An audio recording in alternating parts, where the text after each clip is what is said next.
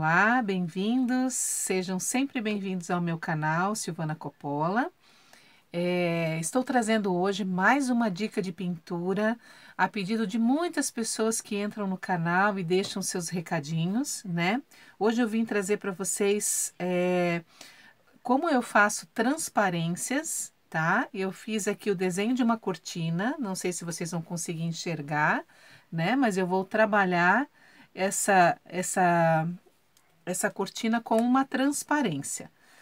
Se você gosta das dicas que eu trago, né? Se você quer aprender mais, então se inscreva no meu canal, ative o sininho, não deixe também de deixar as suas sugestões para que eu também possa estar trazendo novidades para vocês, ok? Então vamos lá, vamos aprender então como se faz transparência. Eu separei aqui um potinho também reciclado de reaproveitamento, onde eu faço as misturinhas das minhas tintas. E vou mostrar para vocês que eu vou colocar aqui, com o próprio pincel, olha só, um pouco de água, tá?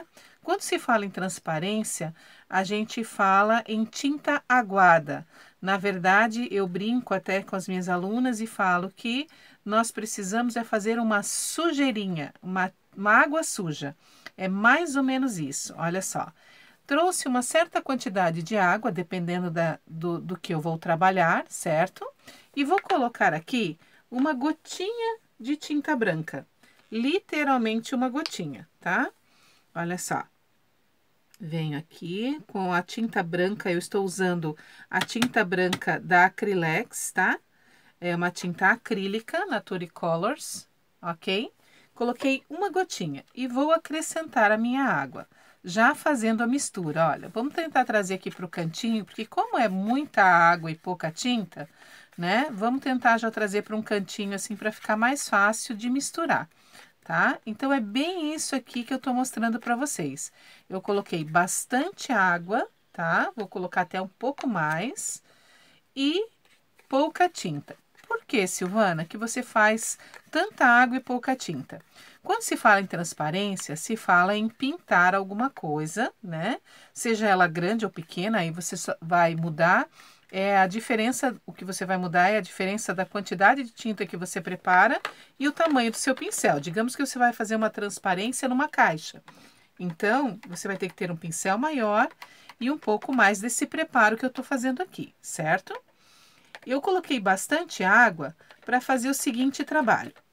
Quando eu passo o meu pincel dessa forma, olha, sobre a madeira, quando ela tem bastante água, o que acontece com a água? Ela vai abrindo, tirando toda a marca de pincelada que eu tenho sobre, né? Quando eu estou fazendo aqui, ela tira toda a marca da pincelada, o que me facilita para uma transparência mais bonita. Olha só, então eu vou passando, né? Por conta de ter colocado bastante água, conforme ela vai secando, a água meio que vai abrindo a tinta. Por isso é importante você trabalhar sempre na mesma direção, né? Caso você não tenha colocado água o suficiente, é importante você trabalhar sempre na mesma direção, como se fosse a forma que o tecido está, né? Caso ela seque e fique com alguma marca. Mas geralmente, com a quantidade de água que a gente coloca, olha só, não é o suficiente para deixar grandes marcas. Vocês estão vendo que aqui a minha transparência ficou bem leve, bem suave. Ah, mas não está do meu agrado ainda. Então, eu vou repetir essa transparência. Para isso, eu tenho que secar e esperar o calor da madeira, né? Porque eu uso um soprador, esperar que a madeira esfrie para fazer a segunda etapa.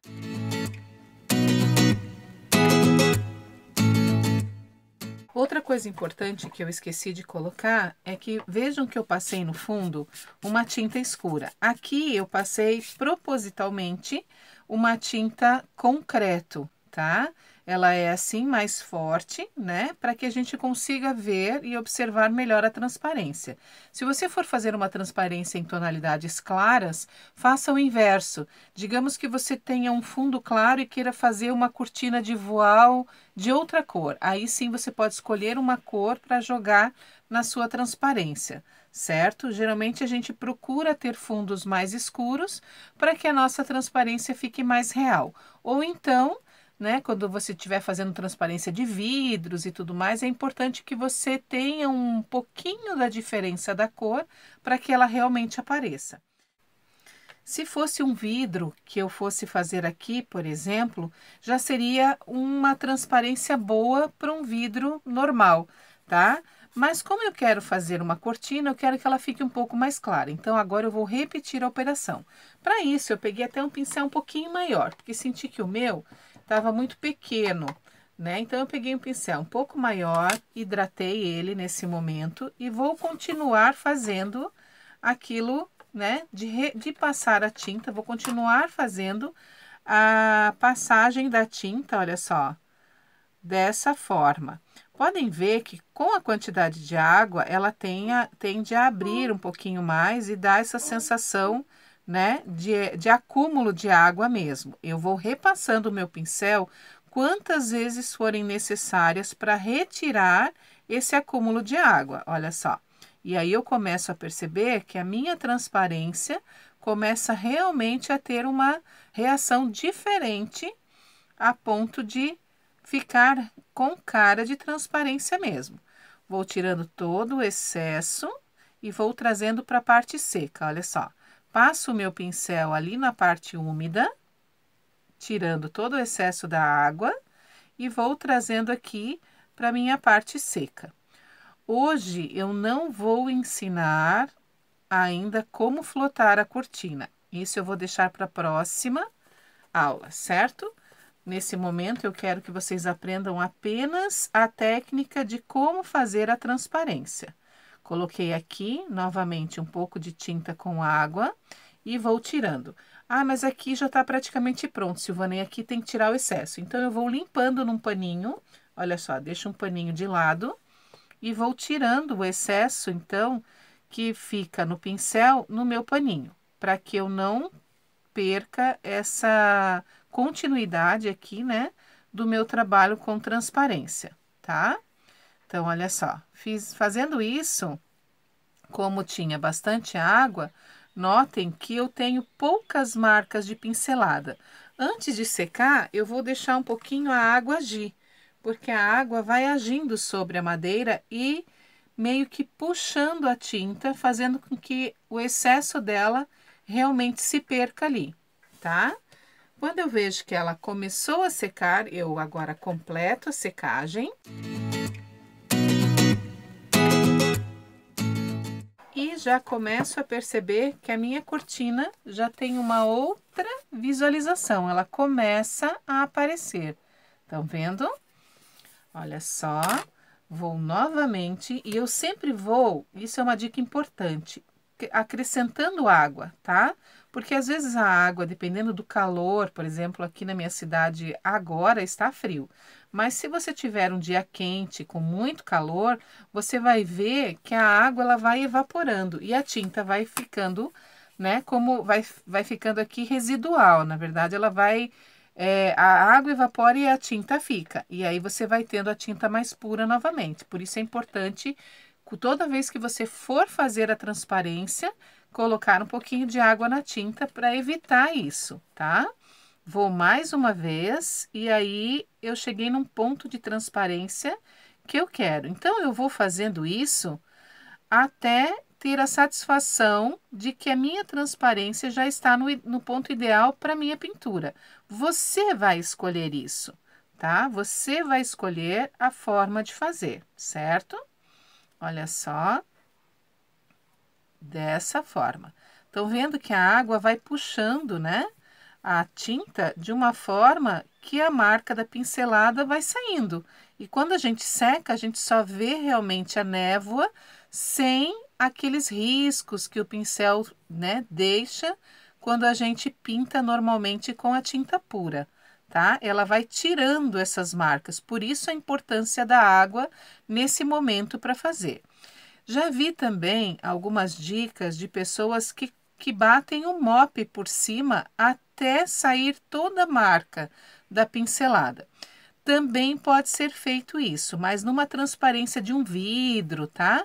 Como aqui eu estou fazendo uma cortina, como se fosse uma cortina de voal, os próprios risquinhos que ficam no fundo, né, me ajudam a fazer o caimento da cortina. Então, eu não vou bater o mop, não vou colocar mop aqui, né? Para quem não sabe, mop é um pincel que parece um pincel de blush, olha só. Ele é com uma cerda extremamente macia e você poderia bater sobre a sua pintura, tirando a marca da pincelada, tá? Mas eu não vou fazer isso porque, como estou fazendo uma cortina, quero realmente que tenha esse caimento. Vou secar novamente para ver o resultado.